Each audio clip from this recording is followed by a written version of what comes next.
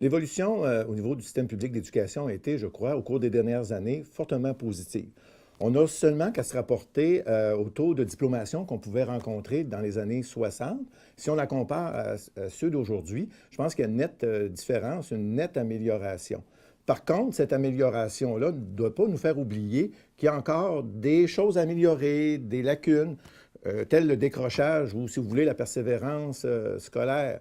On a encore beaucoup de chemin à faire à ce niveau-là, malgré qu'on voit aussi une progression positive. Si on se rapporte au rapport McKinsey et aux statistiques du MEL, on voit que ça s'améliore. Par contre, il nous reste encore beaucoup de travail pour qu'on puisse penser à la réussite de tous nos jeunes.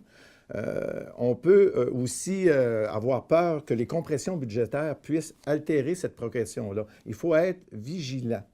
Il faut aussi savoir que ce n'est pas dans l'abolition des structures présentement qu'on peut être dans la voie de la réussite de nos jeunes. C'est bien important de valoriser notre école publique.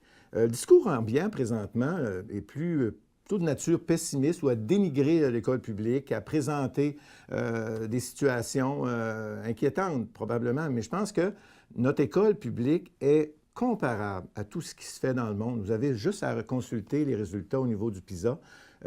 Nos enfants, ils réussissent de façon exceptionnelle si on les compare à d'autres pays. C'est important pour valoriser l'école publique, c'est d'y présenter de bons coups, de ne pas avoir peur de montrer que ça fonctionne bien dans nos écoles, dans nos milieux, que pour les parents puis les enfants, l'école au centre du village, c'est important. Il faut que l'école représente la diversité des milieux. Puis à cela, je pense que c'est une belle façon de promouvoir l'axe école, famille, communauté. Quelle belle façon de rendre l'école un miroir de notre société, du milieu spécifique. Puis à cet effet aussi, pourquoi ne pas valoriser aussi les conseils d'établissement?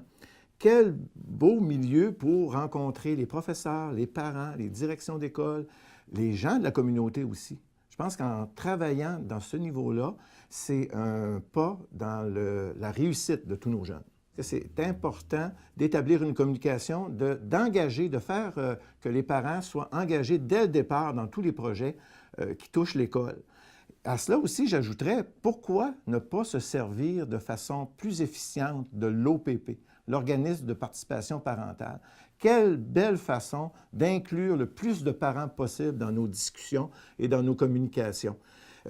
Écoutez aussi, il faut aussi faire autrement. Je pense qu'il y a des choses qui ont été faites dans des commissions scolaires qui sont très positives. Un exemple, c'est que habituellement, les parents sont conviés à l'école pour recevoir le bulletin, leur enfant, rencontrer les professeurs. Mais dans une commission scolaire au Québec, imaginez-vous, c'est les enseignants qui vont dans les villages rencontrer les parents. Quelle belle façon justement de valoriser l'école publique, de s'inclure dans son milieu et de comprendre le milieu des jeunes et des parents.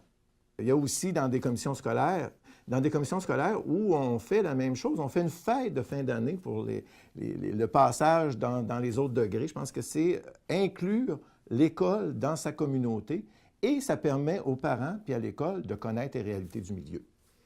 Vous savez, au cours des dernières années, il y a une étude qui a été faite par ECOB qui nous indique une question qui avait été posée aux jeunes adolescents. Quelle est la meilleure preuve d'amour que les parents peuvent vous manifester?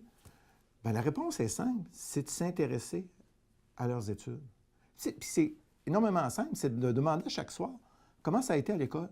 Est-ce que ça a bien été? Comment ça a été dans tes devoirs? Comment ça a été dans tes leçons? Comment ça a été avec tes amis? Pour différentes raisons, c'est de s'intéresser, puis peut-être aussi en même temps contrer l'intimidation, de voir s'il n'y a pas produit des événements particuliers à l'intérieur de l'école qui puissent affecter les études de nos jeunes. C'est important que les parents soient considérés comme des partenaires à part entière.